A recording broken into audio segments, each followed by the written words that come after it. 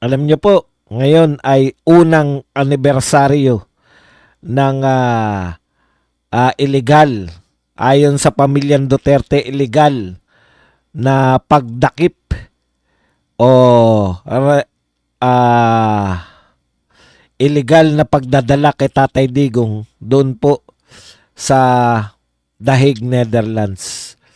Ayon nga po kay dating general, asan na ba si dating general? Ito po ay maaari nating ituring ang March 11 ay maaalala bilang araw ng kahihiyan. Ayan. Ayon po kay retired General Orlando De Leon, bakit ito tinawag niyang bilang araw ng kahihiyan? Kasi isinuko po ng mga traidor sa bayan ang isang Pilipino sa isang dayuhang entidad sa paraang lubhang kasuklam-suklam. Lalo pang nagiging kahiyahiya ang Marso 11. Yun po yung una, no? Nakakahiya pa po ang Marso 11 dahil tila walang kakayahan ng bansa na agad matulungan ang mga OFW na naipit sa gitna ng digmaan. Samantalang ang ibang bansa ay agad na nagpakilos ng kanilang kakayahan upang iligtas ang kanilang mamamayan. Ang tanging mga mamamayang napoprotektahan ng bansang ito ay mga magnanakaw at terorista. Ang tindi po ng pahayag na yan ni retired General Orlando De Leon. Correct po, nakakahiya po. Paulit-ulit na nating sinasabi na nakakahiya. Yung isinuko natin, yung dating Pangulo, wala pong ibang bansa nagagawa niyan. Tanging Pilipinas lang at tanging sa panahon lang ni Marcos naganap yan.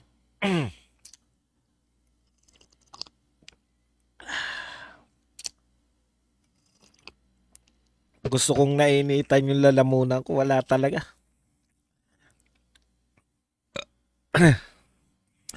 Okay. Isang taon, Marso 11, kanina nakikinig nga ako sa birada eh. Okay po yung panukala nila yun na talagang, alam ko pag naging bayani na si Tatay Digong, yung March 11 na yan, may malaki po yung impact niyan. Kikilalanin po ng bansa natin yan. Hindi naman ako katulad ni Ping Lacson na manghuhula, pero mas malamang naman po na mas importante yan kaysa sa mga pinag-uusapan natin ngayon. Okay, ayon po kay BP Sara, galit, no? Galit ang mga Pilipino, galit ang mga tao. At hindi po huhupa ang galit.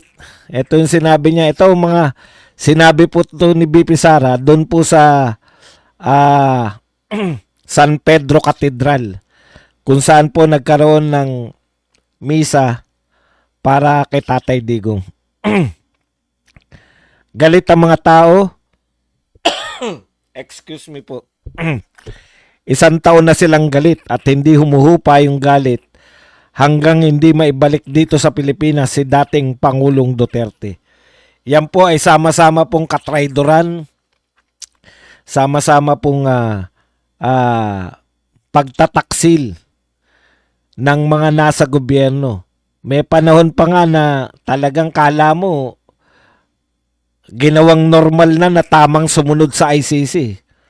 Kaya ngayon yung mga opisyal na nagpapahayag na susunod tayo sa ICC, lahat po na mag-uutos, sampahan po ng reklamo na may kakayahan. Kasi wala tayo po. Aminado naman tayo. Ang kaya lang natin maglantad ng mga katotohanan. Pero yung may mga kakayahan po, sila Attorney Topacio, sila Attorney at iba't iba pang mga abogado natin na nagsasampa na ng mga kaso ngayon. Sana sampahan na rin itong mga to ng kaso. Yung Supreme Court din po, hinihintay rin po natin yung aksyon. Hindi na po to agaran eh. Mag-iisang taon na po na sana umaksyon na po kayo. Para malaman na po ng lahat na hindi po, para wala nang isunod tong mga to. Kapatid, alam nyo, ang pakiusap ko lang sa inyo, alagaan din natin ang mga katawan natin, baka nagpapa-stress na tayo masyado. Kung sila po stress, dahil sa mga ginagawa nilang kalokohan, wag po tayong, kaya sila nangangayayat. Wag naman tayong sumama sila. Sila, dapat lang ma-stress kasi may ginawa silang kalokohan. Nagpayaman po sila. Magnanakaw po sila. Tayo po, nai-stress lang tayo dahil sa attitude nila. Pero wag po kayong, hindi po totoo na hindi sila apektado. Apektado po yan. Wag naman po tayong magpa-apekto rin. Dapat sila lang, di ba? Dapat yung nakakarma sila lang. Bakit tayo makikisama na papa-stress tayo sa buhay nila? Okay, ano-ano po ang mga marami pong sinabi si BP Sara, isa-isahin po natin. Pero ito po ay sinamarize na sa atin, kaya English na. In a series of statements on Wednesday, March 11, 2026, at the San Pedro Cathedral in Davao City, Vice President Sara Duterte sharply criticized the administration of President Bongbong Marcos Jr. Her remarks were made during Bring Him Home masks commemorating the first anniversary arrest of her father, former Rodrigo Roa Duterte, by the International Criminal Court. Ito po yung summary ng kanyang mga banat dito po sa ating gobyerno. Una po, ang pagpapakulong nila kay Duterte, kay Tatay Digong, ay maliwanag na betrayal at kidnapping. Yan po ang description ni BP Sara dahil po sa ginawa sa kanyang tatay na extraordinary rendition or kidnapping. Sabi po ni BP Sara,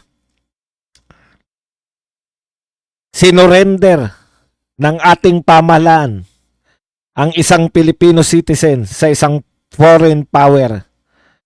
Ito po ay tahasang paglabag sa ating soberenya.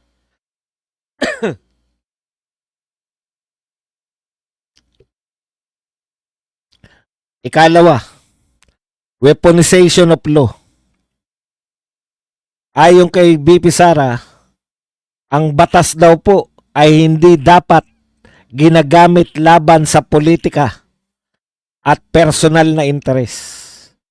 So yung mga batas, lalo na po yung mga batas labas sa Pilipinas, international law, dapat hindi po yung ginagamit na panlaban sa mga kalaban sa politika.